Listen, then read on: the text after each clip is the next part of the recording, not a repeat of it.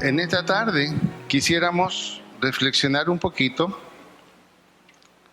sobre un pasaje conocido, pero que siempre tiene cosas nuevas. Y está en el Evangelio de Juan, capítulo 9, y solamente los 3 primeros versículos. Bueno, al pasar Jesús, todos juntos, al pasar Jesús vio un hombre ciego de nacimiento y le preguntaron sus discípulos, diciendo: Rabí, ¿quién pecó, este o sus padres, para que haya nacido ciego? Respondió Jesús: no es que pecó este ni sus padres, sino para que las obras de Dios se manifiesten en él. Dios bendiga su palabra. Este es un relato que llama bastante la atención.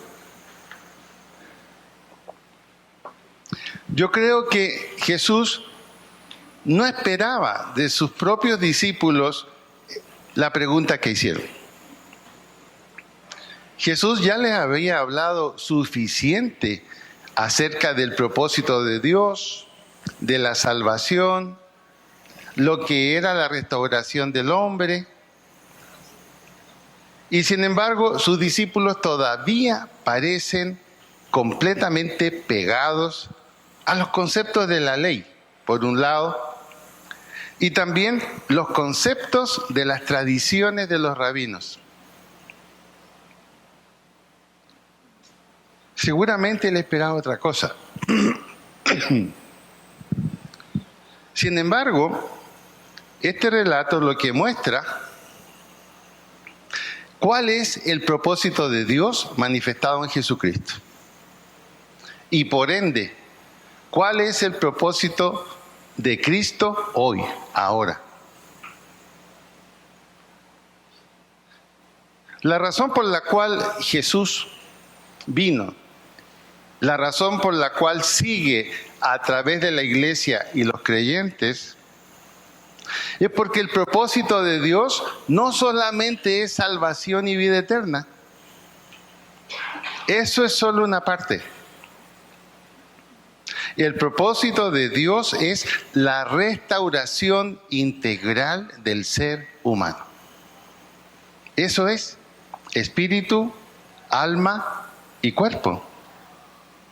Por eso que en el ministerio de Jesús vamos a encontrar que hay sanidades emocionales, que hay sanidades físicas y la salvación, que es sanidad espiritual. O sea que el propósito de Dios es rehacer, recrear, reconstruir lo que se perdió al inicio de la historia humana.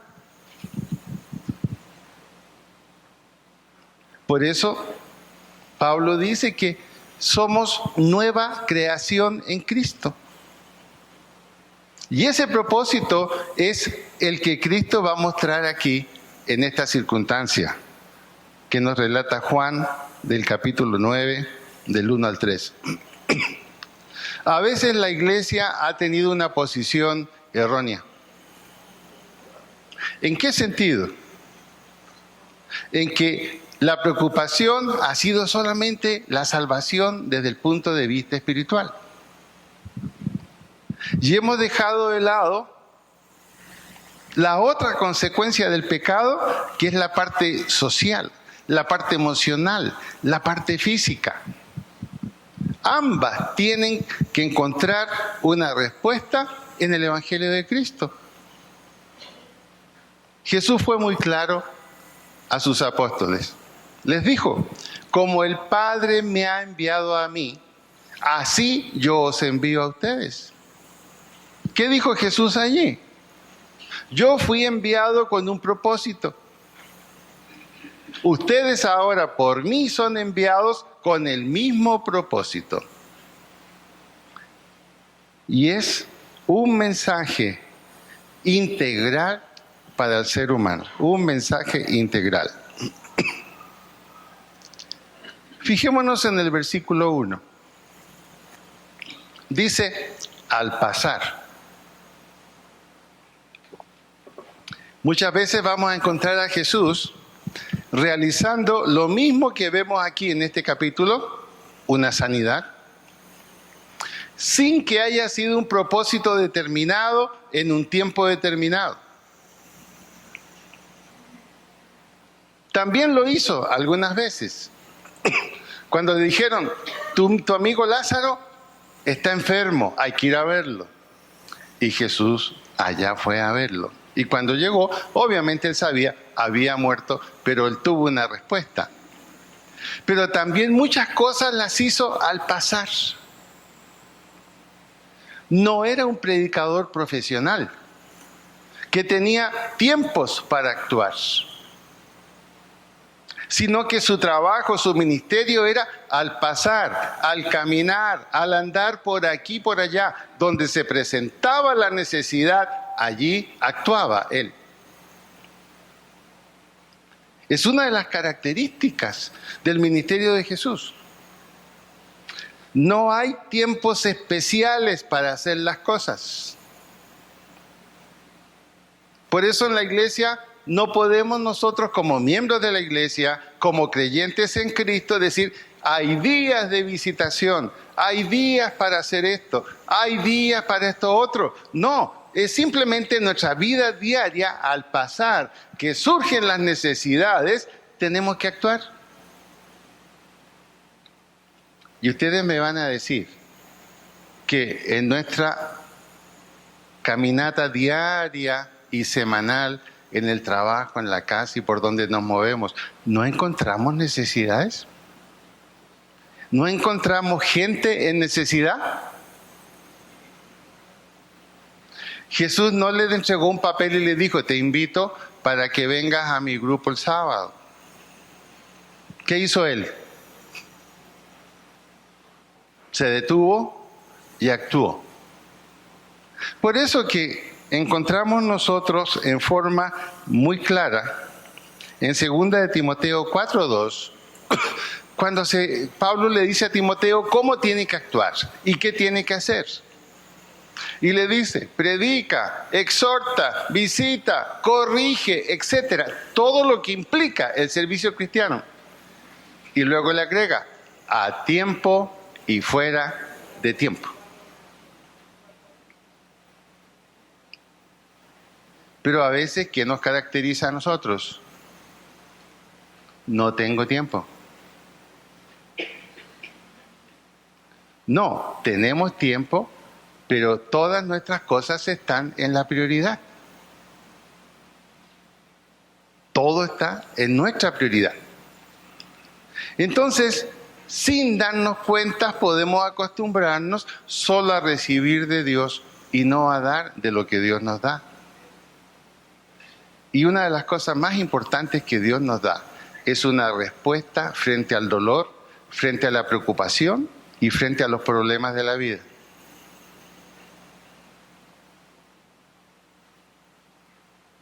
No solamente el sábado, no solamente el domingo en la mañana, no solamente el jueves en la tarde o el jueves en la noche, es para movernos en la voluntad de Dios. A tiempo y fuera de tiempo, dice Pablo a Timoteo. Varios de nosotros, ¿cómo fue que conocimos a Cristo? En el caso mío fue fuera de tiempo.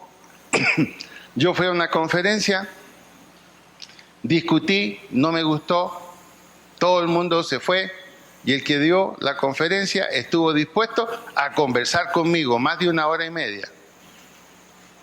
Fue fuera de tiempo. Y si él no me hubiera dado ese tiempo, yo no estaría aquí parado ahora hablando de Cristo. Por eso que este es un pasaje sumamente importante. Al pasar.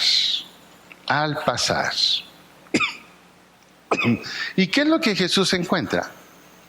Al pasar Jesús vio a un hombre ciego de nacimiento. Un hombre ciego de nacimiento.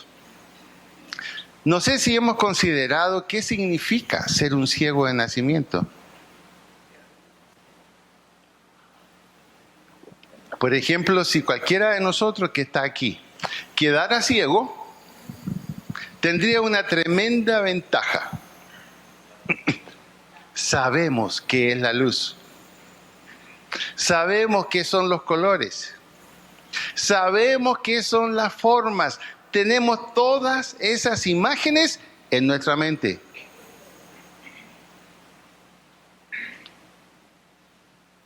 Y el ciego, que no es ciego de nacimiento, se puede imaginar todo ese cuadro.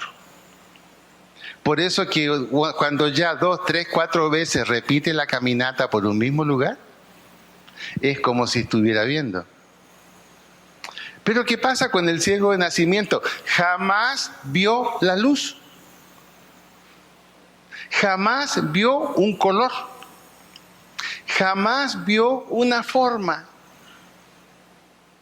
La oscuridad, la ignorancia de la vida en cuanto a las formas físicas, total.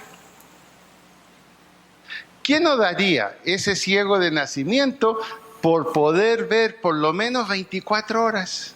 Aunque después volviera a quedar en la oscuridad. Y eso lo comprendió Jesús. No había perdido la vista por un accidente. Jamás había visto la luz, ni siquiera en el vientre de su madre. Ahora, pensemos en nosotros. Hay cosas que pareciera que por ser gratis no las valoramos. Tenemos nuestros 5 sentidos. Usted ve. Yo también. Usted ve. Usted oye. Usted huele. Usted tiene tacto. Tiene sus 5 sentidos funcionando. ¿Alguna vez hemos dado gracias por eso?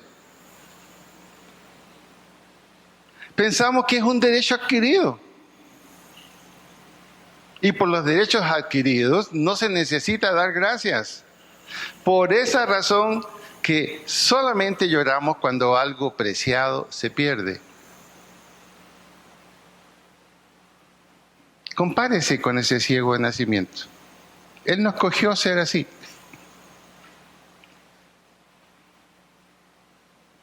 Yo le invito a que mismo donde está, incline un minuto su cabeza y dé gracias porque sus 5 sentidos están funcionando y es un privilegiado, al igual que yo.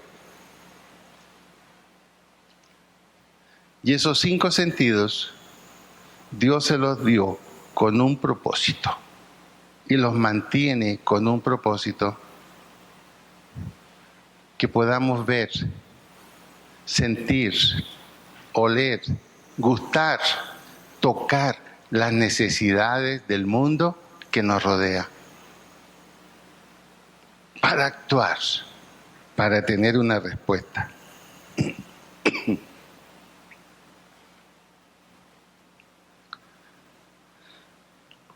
Amén.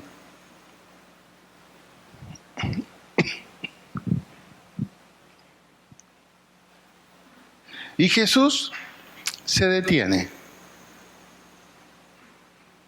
Su caminar termina y va a atender esa necesidad. ¿Por qué hacerlo? ¿Qué sentido tendría? En primer lugar, ese ciego de nacimiento era tanto una carga para sus padres como una carga para la comunidad. Era parte de la multitud de ciegos que mendigaban. Nosotros hemos visto estas necesidades, ¿no son una carga para la comunidad?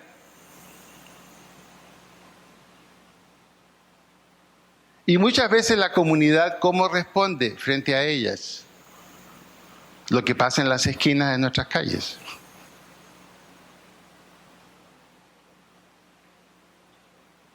Ahora, a un ciego podría decírsele, tiene que aprender a pescar, no hay por qué darle un pescado.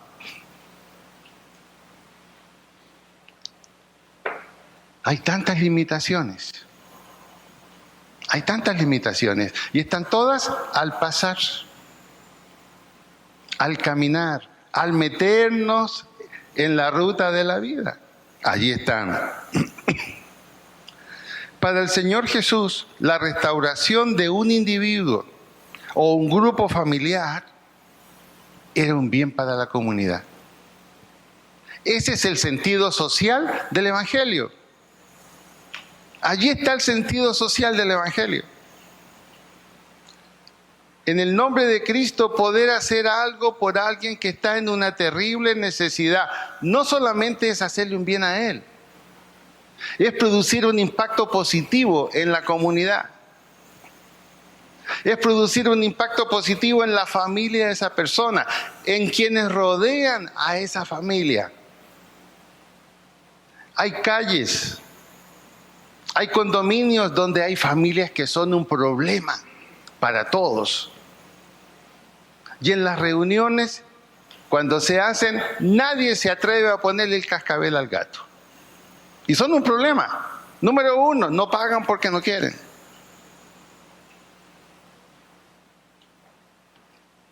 Y hay una ley que lo respalda.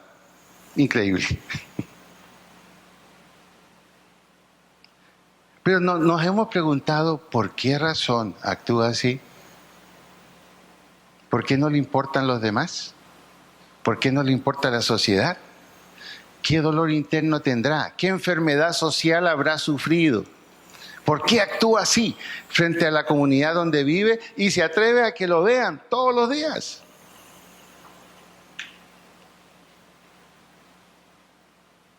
Yo me he acercado a un vecino que está en el mismo piso que nosotros y debe la módica suma de 46 millones de pesos en administración.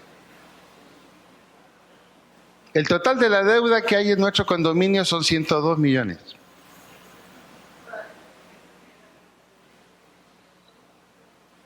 Y los que deben tienen carro.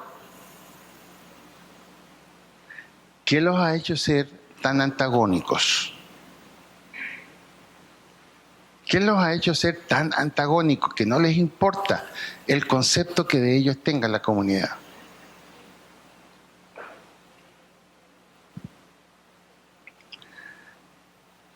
Ya hay varias cosas en la vida de este vecino, conversando con él el otro día. Empezamos a hablar de fútbol y comencé a escuchar la historia de él. Crisis familiares, una serie de cosas que no se puede reponer. Ahora, ese es el impacto social que puede tener nuestro trabajo. Pero para eso hay un problema.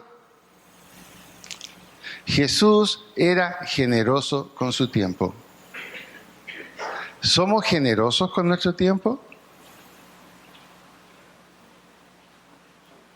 De pronto podemos decir, pero yo voy el sábado 3 horas, 2 horas de la reunión y 1 hora en ir y volver de mi casa. O yo vengo el domingo. Esa no es generosidad, eso es deber. Pero la generosidad, el estar dispuesto a dar tiempo de mi agenda, no en un día específico, sino cuando la necesidad surge, tomar 15, 20 minutos para atender una situación de alguien que está a mi lado. Puede ser en el trabajo. Conversaba el otro día con un empleado de Cali. ¿Cómo sufren por lo que está pasando en Cali, Omar? Problemas gerenciales. La falta de dinero. Pero tienen que ir con una sonrisa a trabajar y bien presentados. La generosidad de nuestro tiempo. No somos generosos con nuestro tiempo. Pensamos que nuestro tiempo es solo para nosotros. Y como comentamos a veces, entre los pastores, al menos amigos, a veces es peor. En algunas iglesias dicen, para eso le pagamos al pastor. Es su trabajo, cierto. Pero lo correcto es nuestro trabajo. Como respuesta a lo que Dios ha hecho en tu vida y en mi vida. Dios no gasta en nuestras vidas, Dios invierte en nuestras vidas. Por eso dice la Biblia, los he puesto para que vayan y para que lleven mucho fruto y vuestro fruto permanezca. No somos bonsái. Somos árboles que tenemos que crecer. Pero eso implica generosidad de tiempo. Jesús nunca escatimó de tiempo. Y esta sanidad que hace aquí en Juan capítulo 9 es en día de reposo, donde por ley Él no tenía que hacer nada. Quebrantó el día de reposo. Eso es la generosidad de tiempo. Y soportó la crítica de los fariseos. ¿Cómo es posible que en días de reposo se haga esta sanidad? ¿Y qué contesta Jesús muchas veces cuando lo criticaron así? Bueno, si tu animal cae en un pozo en un día de reposo, ¿no lo vas a sacar o lo dejas que muera ahí? Si tienes esa actitud para un animal, ¿cómo no la vas a tener para una persona? La generosidad del tiempo. Eso permite darle un sentido social al Evangelio. Y eso lo hace más creíble, mucho más creíble de la gente. Eso es lo que está allí, detrás de este detenerse de Jesús. Pasemos al versículo 2.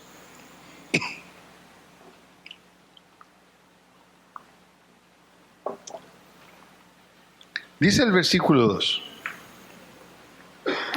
Y le preguntaron sus discípulos, diciendo, Rabí, ¿quién pecó, este o sus padres, para que haya nacido ciego?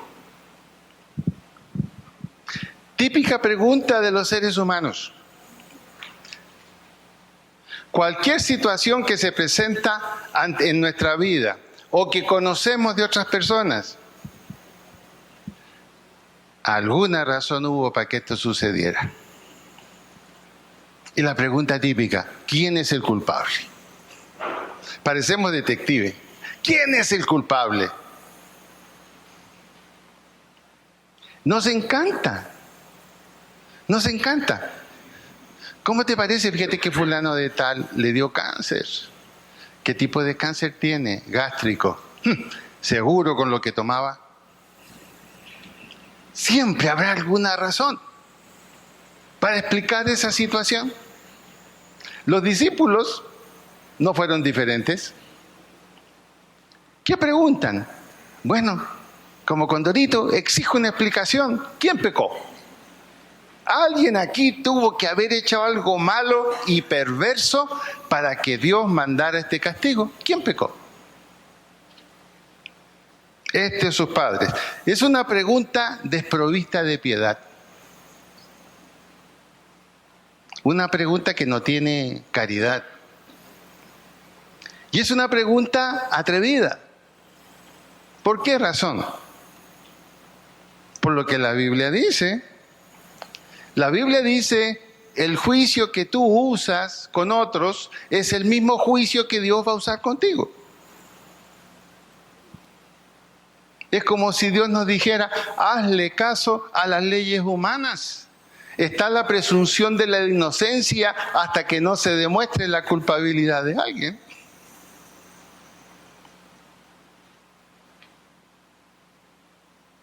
Jesús solamente los escucha. De alguna manera, ellos están influidos también por los criterios judíos, por la ley judía y por la enseñanza de los rabinos. En el Antiguo Testamento, los rabinos habían insistido mucho en que este tipo de situaciones era consecuencia de algún pecado muy grave, un pecado muy delicado o de un pecado perverso. Así como también que el dolor era una de las manifestaciones del juicio de Dios sobre una persona. Entonces la pregunta es, bueno, desde ese punto de vista necesitamos saber quién hizo lo incorrecto, o los padres o este hombre.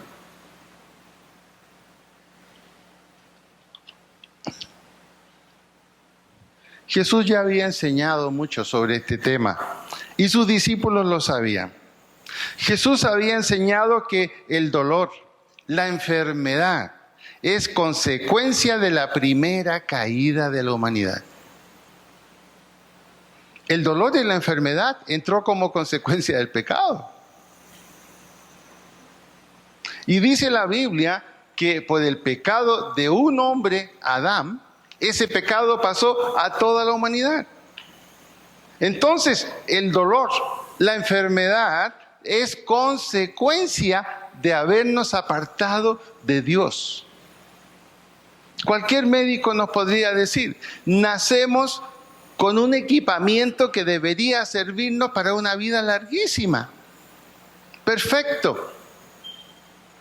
Tenemos una estructura en que nosotros nos autoabastecemos, nos arreglamos, nos curamos a veces nosotros mismos. El cuerpo está preparado para estar muy bien, ¿o no, Liliana? Pero ¿qué pasa? Que en determinado punto de edad a que llegamos, el cuerpo dice, no más. ¿Y qué empieza a pasar?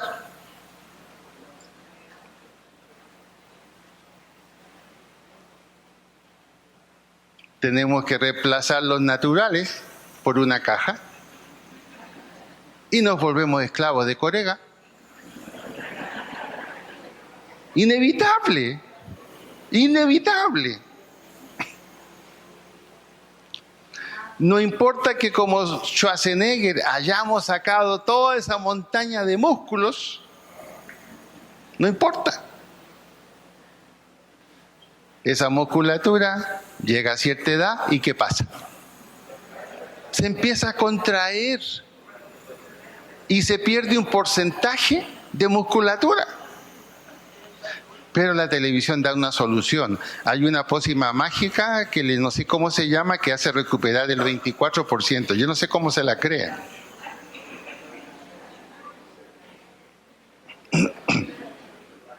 Si se le cayó el pelo, lo mejor que puede hacer, cómprese una cajita guardapelo de recuerdo.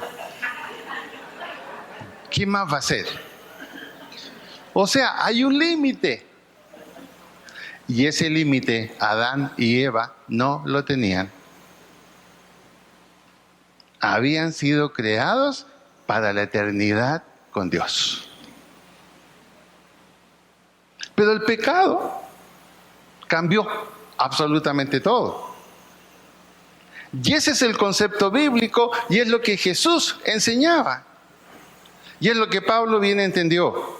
Por cuanto todos pecaron, están destituidos, separados de la gloria de Dios. ¿Y qué es la gloria de Dios? La gloria de Dios es la vida con un propósito integral y completo, como dijo Jesús. Yo he venido para que tengan vida y vida en abundancia. El pecado no produce vida en abundancia. El pecado produce vida, pero que tiene un término limitado. Salmo 90, 70 años. Y 80 en los más fuertes. Yo estoy en la cuerda floja ya. Hay un límite. Hay un límite. Mi mamá me da esperanza que tiene 93 y está súper bien. Por lo tanto, entonces, preguntarse por razones de por qué este hombre había nacido ciego. Veamos por qué. Es bueno que sepamos. Lo invito a que vaya a Génesis 25, 22 al 26.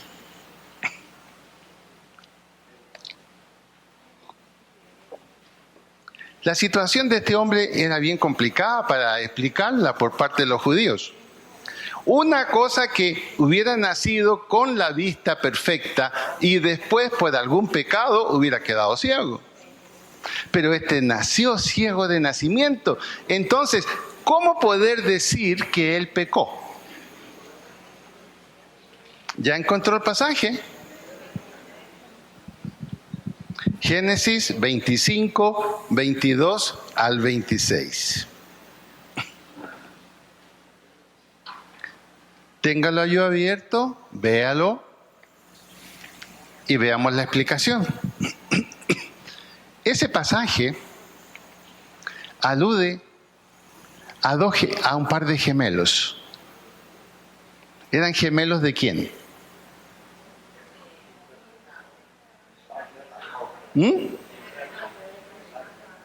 Ya. ¿Quiénes eran esos gemelos? A ver. Esaú y Jacob. Listo. Y los gemelos están en el vientre de la madre, no han nacido. ¿Y qué está pasando adentro del vientre de la madre? Uno intentaba atentar contra el otro. Ese pasaje, enseñado por los rabinos, le permitía a los judíos decir que aún podía haber un pecado dentro del vientre de la madre. Entonces podían decir, sí, ciego de nacimiento, pero de pronto estando en el vientre de su madre pecó. Por eso están diciendo, ¿quién pecó? ¿Él o los padres? ¿Por qué podían decir los padres? Vámonos a ver Éxodo 34:7. Éxodo 34:7. Por eso es bueno que usted traiga su Biblia, para que sepa que lo que escucha está en la Biblia. No son inventos o cuentos. ¿Qué dice en Éxodo 34:7? ¿Qué pueden hacer los padres respecto de los hijos?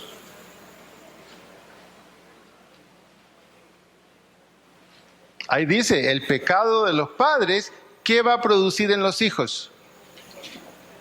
Consecuencias.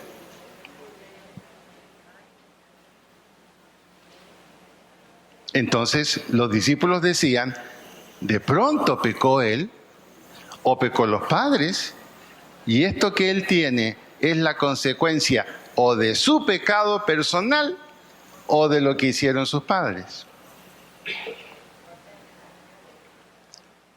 ¿A qué se refería la Biblia cuando decía el pecado de los padres sobre los hijos? Veamos Ezequiel 18:20. Ezequiel 18:20. Yo los animo siempre, traiga su Biblia.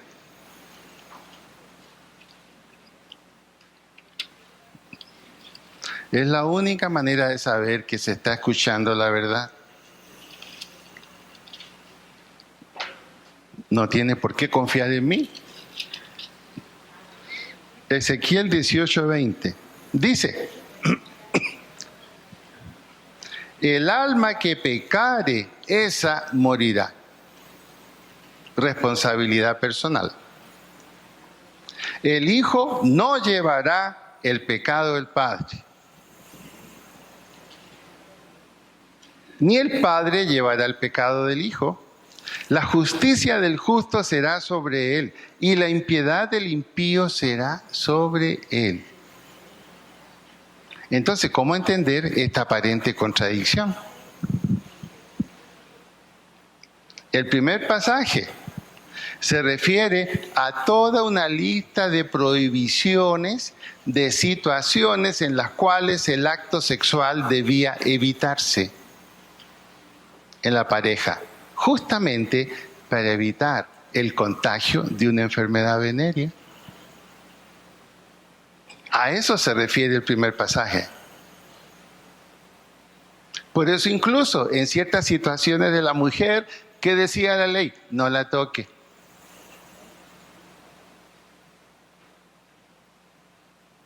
También dice Levítico, el hombre que expulsare materia no debe tener relaciones. Era una protección a las enfermedades venéreas, porque las enfermedades venéreas, ¿qué producen? Consecuencias físicas en el recién nacido. Entonces Jesús, seguramente hablándole a sus discípulos de esto, ¿a qué los está llevando? Los está llevando a pensar algo que es bien importante. Ni este pecó, ni sus padres. Lo importante ahora no es descubrir quién pecó. Lo importante ahora es descubrir el por qué se produce esta situación. Y esto nos lleva al versículo 3. Respondió Jesús, no es que pecó este ni sus padres, sino para que las obras de Dios se manifiesten en él. ¿Qué está diciendo aquí Jesús?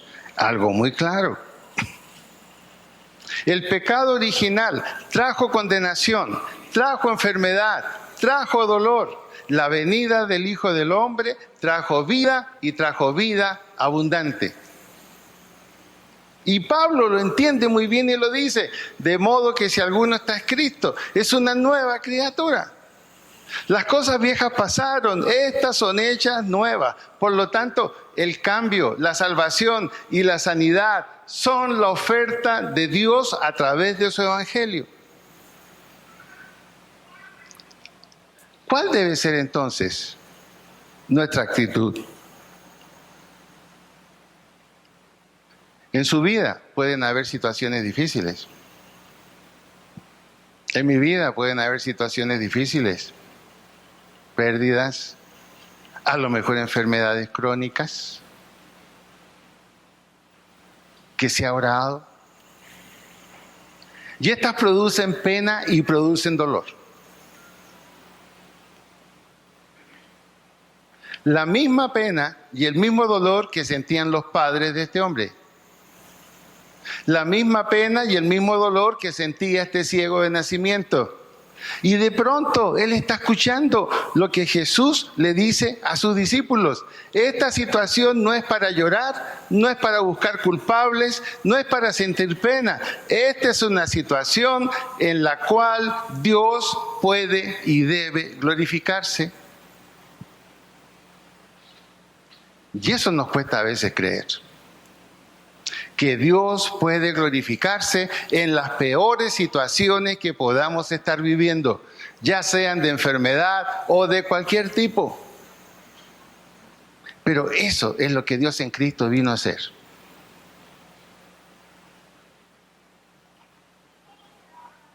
Dios puede glorificarse en cualquier situación.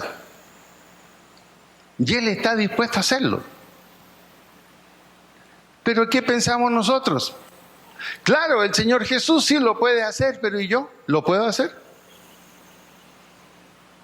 ¿Puedo yo a alguien, cuando al pasar hay una situación difícil y se me cuenta, mira, pasa esto y esto, no sé qué hacer, estoy desesperado, ¿tengo yo la autoridad y el poder para actuar como Jesús actuó con este ciego? Amén quiere decir lo creo, pero ¿y en la realidad? ¿Sabes? Te recomiendo un buen médico. ¿Sabes? Te recomiendo, mira, habla con Ángel, el abogado. No hay otra salida. O por último, juntemos plata para que te arranque. ¿Qué hacemos? ¿Somos capaces de decirle a esa persona o a esa familia, esta es una situación en la cual Dios se va a glorificar? Claro que sí. Vamos a Marcos 16, 15 al 18.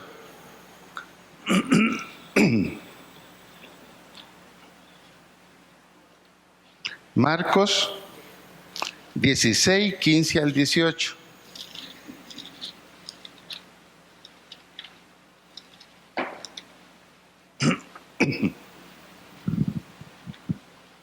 ¿Ya lo encontró? Marcos 16, 15 al 18.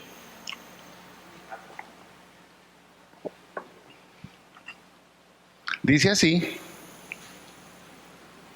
y les dijo, id por todo el mundo y predicad el evangelio a toda criatura. El que creyere y fuere bautizado será salvo, mas el que no creyere será condenado. Aquí está hablando solamente de salvación. Pero mire lo que sigue. Y estas señales seguirán a los superespirituales. En mi Biblia dice superespirituales. ¿Qué dice en la suya? ¿Y quiénes son los que creen? ¿Usted cree? Entonces para usted y es para mí. Y estas señales seguirán a los que creen. En mi nombre echarán fuera demonios, cuando los haya. Hablarán nuevas lenguas, lenguaje espiritual. Tomarán en las manos serpientes y si bebieren cosa mortífera no les hará daño. Sobre los enfermos pondrán sus manos. Aquí la cosa es bien clara. Pregúntese a usted mismo, ¿lo creo o no lo creo?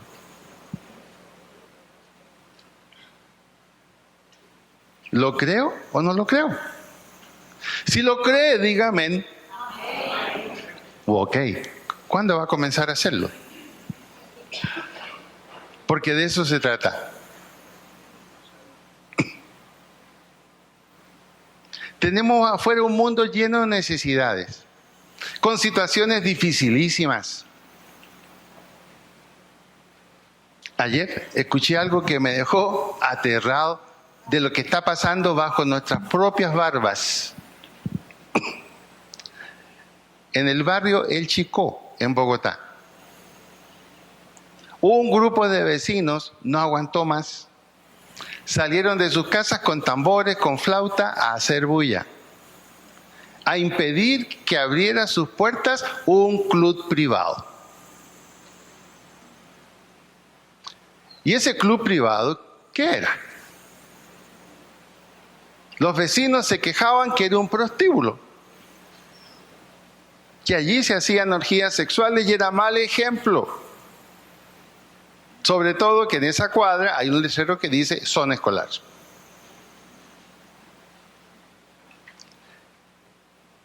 El reportero de la radio le hizo una entrevista grabada, pero no se dejó fotografiar del dueño. Y esta fue su respuesta. Señor, este es un club privado, número 1. Funcionamos constitucional y legalmente. Tenemos nuestra Cámara de Comercio. Aquí solo se relacionan y son miembros de este club matrimonios legalmente constituidos. No aceptamos parejas. Y son matrimonios que voluntariamente quieren intercambiar parejas dentro de este club, hacer tríos o otras cosas. Es una libertad que la ley ha dado. Y lo terrible, es cierto, con todas las de la ley, no aceptan los que no son matrimonio.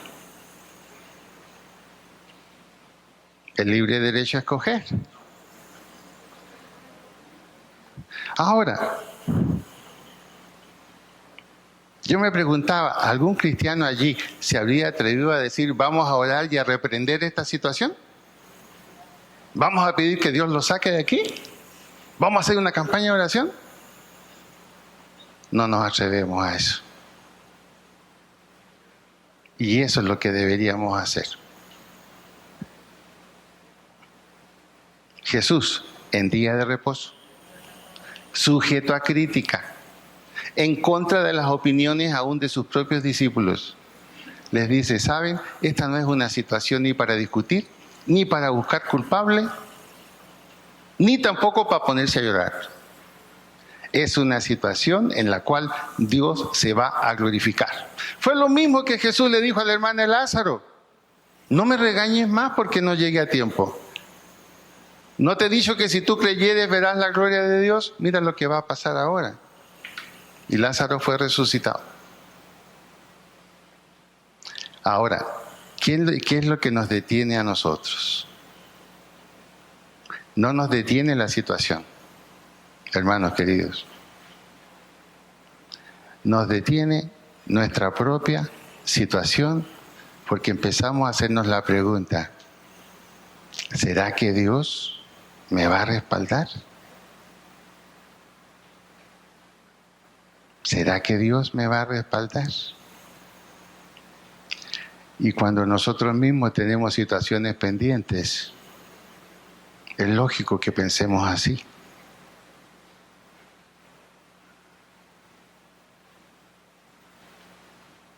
¿Cuál es el sentido del dolor que experimentaba este hombre ciego, así también como lo experimentaban sus padres?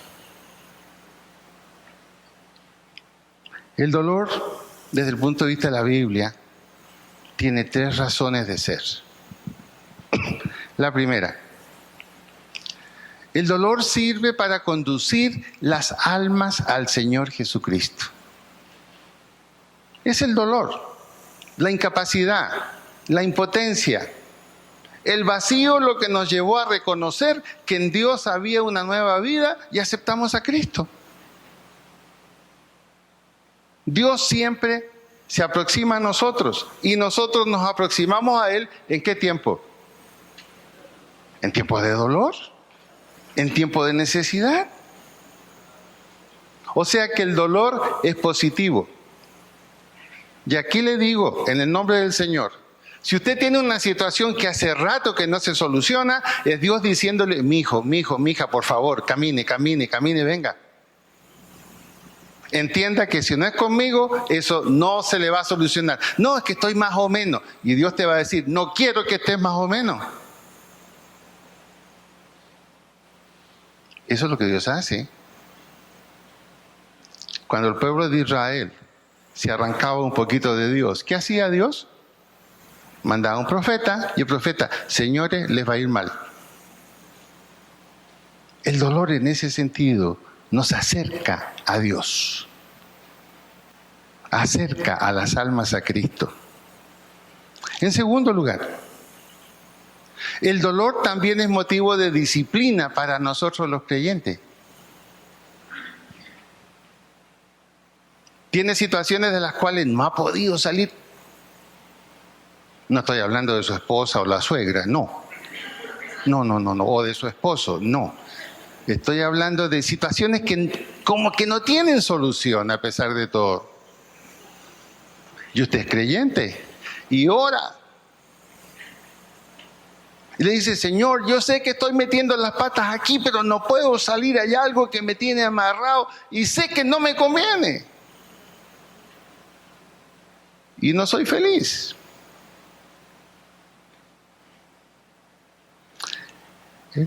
Ese dolor es la disciplina de Dios para los creyentes. La Biblia dice, el padre que ama a su hijo, ¿qué hace con él? Lo disciplina.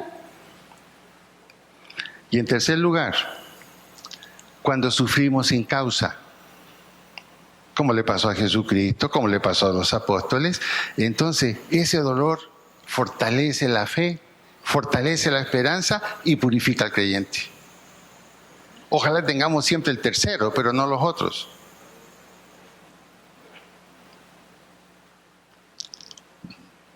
Esto es para que Dios se glorifique. Y el ciego fue sanado. El ciego fue sanado. Y comenzó a hablar de la sanidad que el Señor le había hecho. Sin embargo, ¿qué le dijeron? Versículo 30 de Juan 9.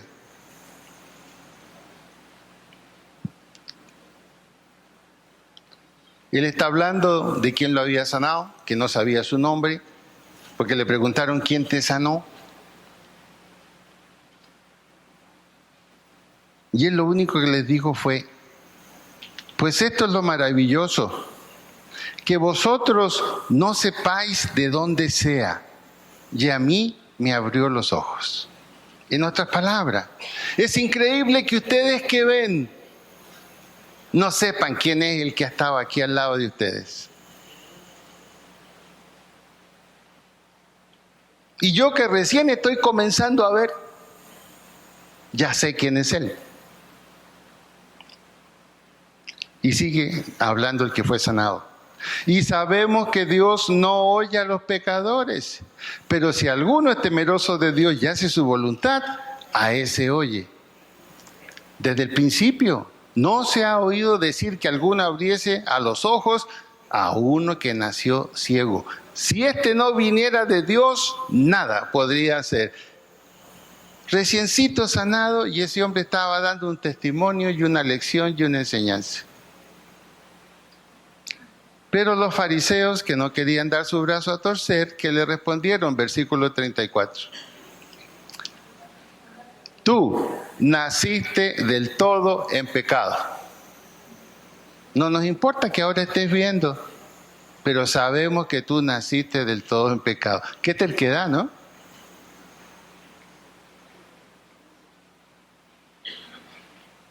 Pero a veces nosotros tenemos esa misma terquedad. Dios nos abre los ojos y seguimos respondiendo como ciegos. No, no, no.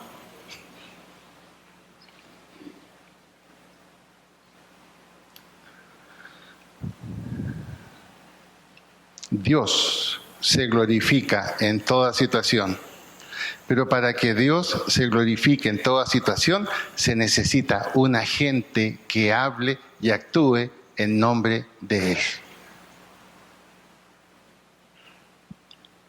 Y eso es lo que Dios espera de nosotros. Dios no espera nada diferente. Dios no espera nada diferente.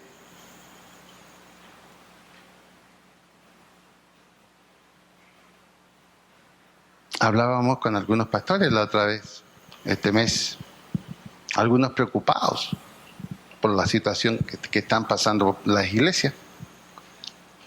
Yo les dije, ¿será que estamos haciendo lo que nos toca hacer o no?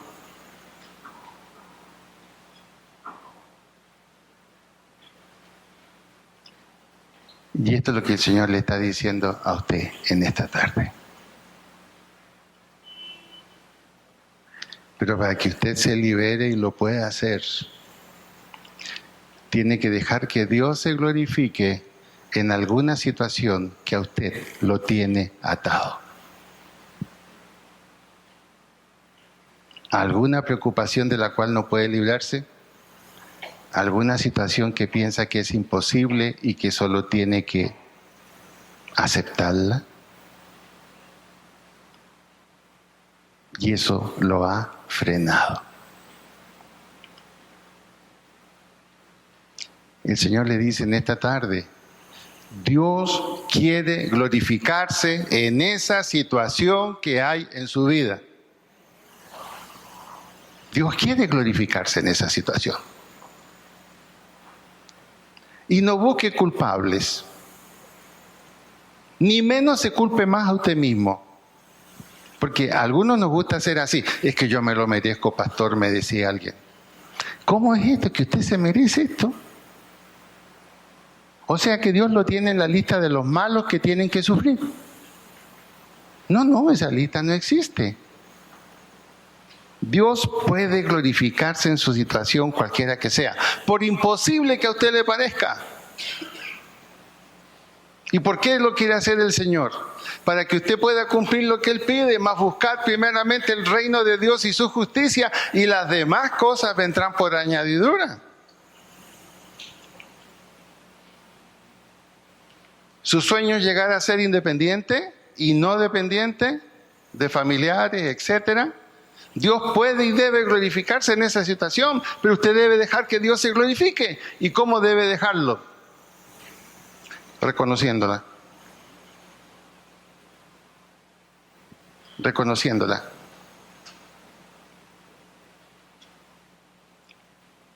A veces pasa esto incluso también, hermano, lo digo con todo cariño. A veces Dios nos ha sanado de situaciones muy graves y muy difíciles.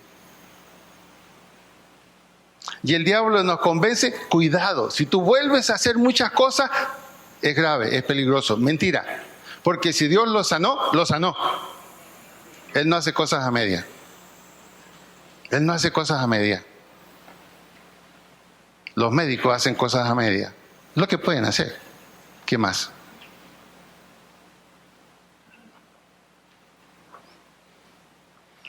En una herida lo que más pueden hacer es cosernos. El resto, cicatricure. No nos pueden dejar impecables. No nos pueden dejar impecables. Y en el fondo es el propio cuerpo que se restaura. ¿Cuál es esa situación, mi estimado y querido hermano, en la que Dios tiene que glorificarse en su vida? Ya no busque más culpables, ni siquiera usted mismo. Ayude a los inocentes que tiene a su lado.